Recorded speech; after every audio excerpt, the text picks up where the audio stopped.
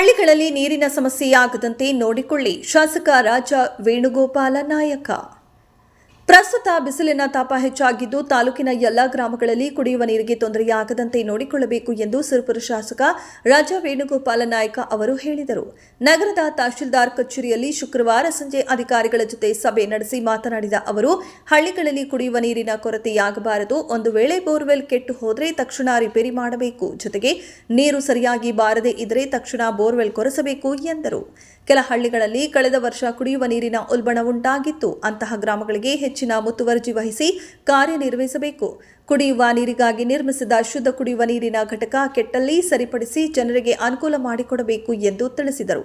ಇನ್ನು ಸಂಬಂಧಪಟ್ಟ ಅಧಿಕಾರಿಗಳು ಪ್ರತಿಯೊಂದು ಗ್ರಾಮದಲ್ಲಿ ನೀರಿನ ಸಮಸ್ಯೆಯಾಗದಂತೆ ನೋಡಿಕೊಂಡು ಸಾರ್ವಜನಿಕರಿಗೆ ಸಮರ್ಪಕವಾಗಿ ಕುಡಿಯುವ ನೀರಿನ ವ್ಯವಸ್ಥೆ ಮಾಡಬೇಕು ಎಂದು ಸೂಚಿಸಿದರು. ಈ ಸಂದರ್ಭದಲ್ಲಿ ತಾಲೂಕು ತಹಶೀಲ್ದಾರ್ ಹುಸೇನ್ ಸಾರ್ವಾಕಾವಸ್, ತಾಲೂಕು ಪಂಚಾಯಿತಿ ಕಾರ್ಯನಿರ್ವಾಹಕ ಅಧಿಕಾರಿ ಬಸವರಾಜ ಸಜ್ಜನ್ ಸೇರಿದಂತೆ ತಹಶೀಲ್ದಾರ್ ಕಚೇರಿಯ ಸಿಬ್ಬಂದಿ ಹಾಗೂ ಇನ್ನಿತರರು ಇದ್ದರು. ವರದಿ ವೆಂಕಟೇಶ್ ಯಾದವ್.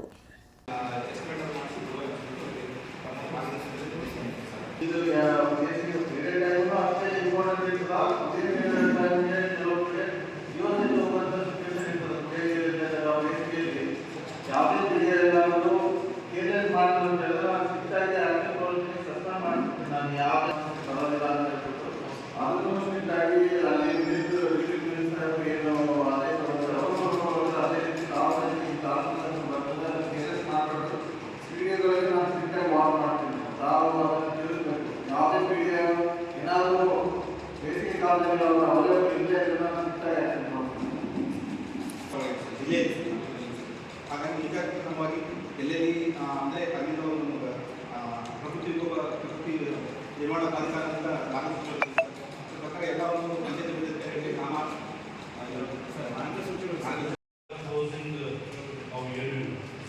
ಓಪನ್ ಆಗಿತ್ತು. ಆಮೇಲೆ ಸೆಕೆಂಡ್ ಬಂದು ಇದು ಮಾರ್ನಾಳ ಲಾಸ್ಟ್ ಟೈಮ್ ನಾವು ಅವರಿಗೆ ಕನ್ಸಲ್ಟ್ ವಿಡಿಯೋಗೆ ಇವಾಗೆಲ್ಲ ಹೇಳಿದ್ವಿ.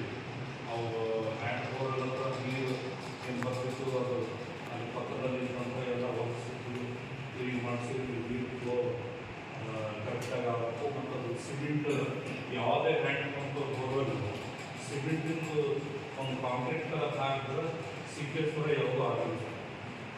ಸೊ ಸುತ್ತಮುತ್ತ ಒಂದು ನೀರು ಅಂತ ಒಂದು 10 to 15 feet ಅದು ಮಾಡಿದ್ರೆ ಸಿಮೆಂಟ್ ಕಾಂಕ್ರೀಟ್ ಹಾಕಿದ್ರೆ ಯಾವುದು ಸೀಕೇಜ್ ಥರ ಆಗಲ್ಲ.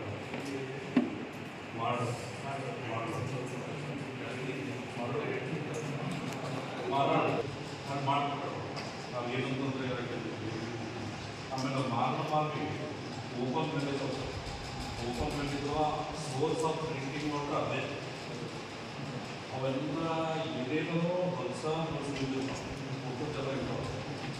ಅದು ಕ್ಲೀನಿಂಗ್ ಆಗ್ತಾ ಇರೋ ಆಮೇಲೆ ಏನು ಮಾಡ್ತೀವಿ ನಾವು ಸ್ಟೇಜ್ ಬಂದು ಕಂಪ್ಲೀಟ್ ಆಗಿದೆ. ಎರಡನೇ ಪಾಯಿಂಟ್ ಒಂದು ನಮ್ಮ ರಿಕ್ವೆಸ್ಟ್